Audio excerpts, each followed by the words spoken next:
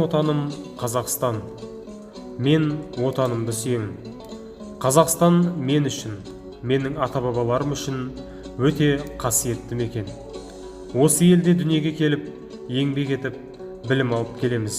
Және қазақ тілінде сөйлеуді, қазақ халқының салт-дәстүрлерін білу міндетіміз деп санаймын. Менің еліме деген махаббатым жүрегімнің түкпірінде жатыр. Отанға деген адал махаббатты қандай заң, қандай құбылысы болсын өшіре алмайды. Бүгінгі күні Қазақстан бақыт ордасына айналып отыр. Құс ұясыз болмайды, адам отансыз болмайды дейді. Ал менің отаным сонау Каспийден бастап Алтай тауларына дейін созылып жатқан қасиетті өлке. Біздерде Абылайдың саясаткерлігі, Қабанбайдың ерлігі, Қазбектердің биліктері, Жиренше шешендердің шешендігі, Абай Махамбеттердің ақылдылығы бар.